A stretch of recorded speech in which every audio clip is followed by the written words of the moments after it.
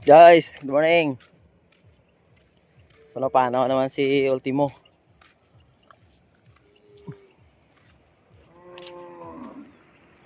Back to normal na kami.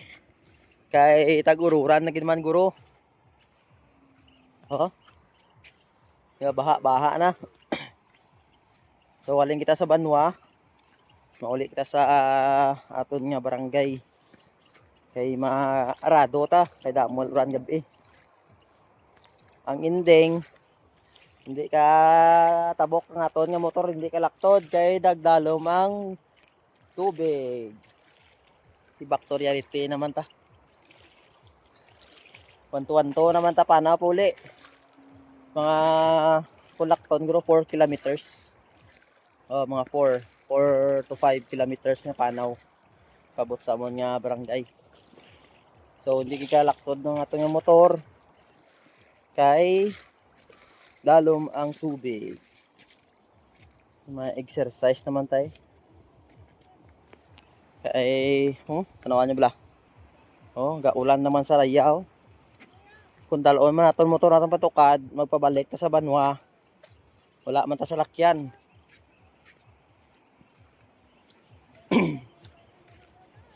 So tag-ururan na gid man guro amon nga pangabuhi sa sa barangay Indagan. So napalibutan kami ka suba mga boss. Suba ya kang Tipulwan River. Pag sa piyak na is Mauit River. So kung tagBaraha hindi kami gidi ka laktod. May tulay man pero layo. Dito sa babaw pa wala kalsada.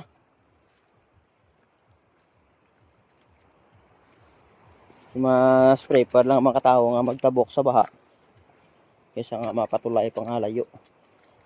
Pero kung di na gid kaya sa tulay gid. Pero kung mga tagahawak naman matabok na lang kami.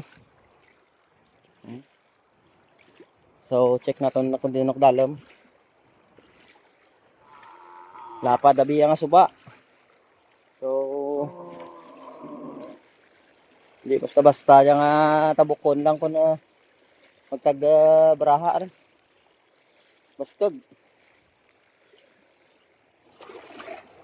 Gatuhod.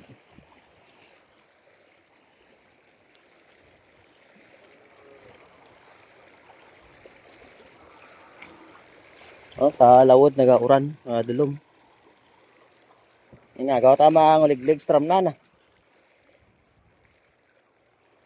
Mahal lang kaya? Mahal bugas. Gatuhod.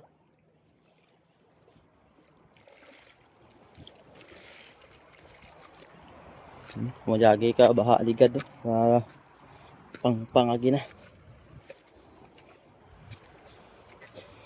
So amon ginaobra alin June hasta nga mag December or November amo pa na pagnabaw suba.